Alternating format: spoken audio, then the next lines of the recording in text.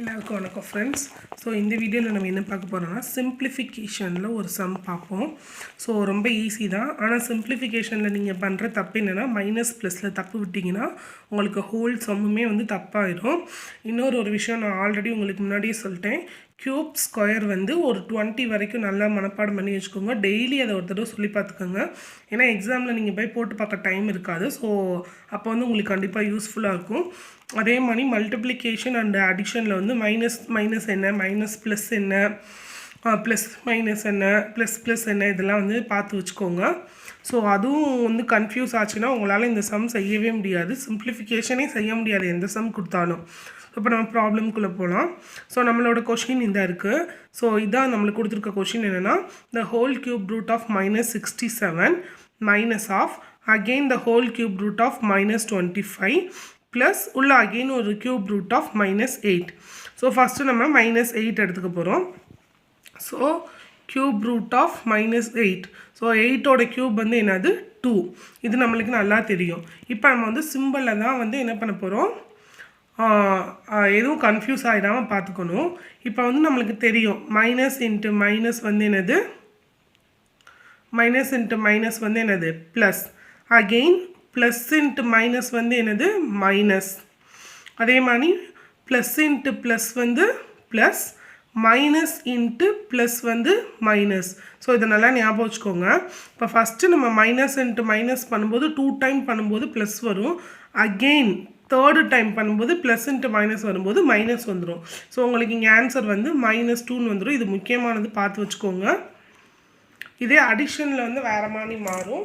இப்போ இது வந்து மல்டிப்ளிகேஷனுக்குரியது. ஸோ நல்லா பார்த்து வச்சுக்கோங்க. இது கன்ஃபியூஸ் ஆச்சுன்னா உங்களால் சம்மே செய்ய முடியாது. ரொம்ப முக்கியமானது ஃப்ரெண்ட்ஸ். ஸோ உங்களுக்கு வந்து -2 தான் வந்து இந்த டேர்முக்குரிய ஆன்சர். ஸோ நெக்ஸ்ட்டு நம்ம இந்த ஹோல் டேர்ம் எடுத்துக்குவோம். ஸோ இந்த டேர்ம் எடுத்திங்கன்னா உங்களுக்கு என்ன வரும், கியூப் ரூட் ஆஃப் -25 ப்ளஸ், இப்போ இதுக்கு நம்ம என்ன ஆன்சர் கண்டுபிடிச்சிருக்கோம், -2 கண்டுபிடிச்சிருக்கோமா. ஸோ -2. இப்போ வந்து உங்களுக்கு நடுவில் அடிஷன் கொடுத்துருக்காங்க. ஸோ இப்போ நம்ம ஆட் பண்ண போகிறோம். ஆனால் ரெண்டும் வந்து ஒரே சிம்பிளில் இருக்கிறதுனால சிம்பிள் மட்டும், அதாவது ரெண்டும் ஒரே சிம்பிள் இருந்துச்சுன்னா நம்ம அதே சிம்பிள் தான் நம்ம போட போகிறோம். ஆனால் என்ன பண்ண போகிறோம், அடிஷன் பண்ணிக்க போகிறோம். ஸோ இப்போ இங்கே என்ன வரும்னா கியூப் ரூட் ஆஃப் 25 அதாவது 25 ப்ளஸ், அதாவது -25 ப்ளஸ் -2. ஸோ மைனஸ் வந்து நம்ம சிம்பிளை போட்டுட்டு 25 + 2 வந்து என்னது 27. ஸோ அகெயின் 27 கியூப் ரூட் எடுத்தால் நம்மளுக்கு என்ன கிடைக்கும், -3. உங்களுக்கு தெரியல, 3 3s are 9, 9 3s are 27. So answer வந்து என்னென்னா -3. ஸோ நெக்ஸ்ட்டு அகெயின் நம்ம ஹோல் டேர்முக்குள்ளே போகிறோம். ஹோல் டேர்முக்குள்ளே போனீங்கன்னா cube root of -67 minus of, இந்த இதுக்கு நம்ம என்ன கண்டுபிடிச்சிருக்கோம், -3 கண்டுபிடிச்சிருக்கோம்.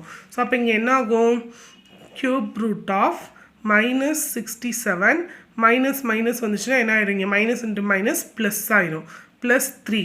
ஸோ அடிஷனில் வேறு சிம்பிள் வந்துச்சுன்னா என்ன பண்ணுவோம், பெரிய நம்பருக்குரிய அது என்னதோ அதை பண்ணிவிட்டு பெரிய நம்பருக்குரிய சிம்பிளை நம்ம போட்டுருவோம். ஸோ இப்போ இங்கே என்ன பண்ண போகிறோம், இங்கே -67 இங்கே +3 இருக்குது. ஸோ இப்போ இங்கே வந்து நம்ம ஆட் பண்ண முடியாது, சப்ராக்ட் தான் பண்ண முடியும். ஏன்னா பெரிய நம்பருக்குரிய சிம்பிள் வந்து சப்ராக்ஷன். ஸோ சப்ராக்ட் பண்ணால் உங்களுக்கு என்ன கிடைக்கும், 64 கிடைக்கும். சிம்பிள் வந்து பெரிய நம்பருக்குரிய சிம்பிள் தான் போடணும். So -64. So cube root of -64. So again 64ஓட கியூப் வந்து என்ன வரும், உங்களுக்கு 4 வரும். 4 16, 16 64. ஓகேவா, 4 16, 16 64.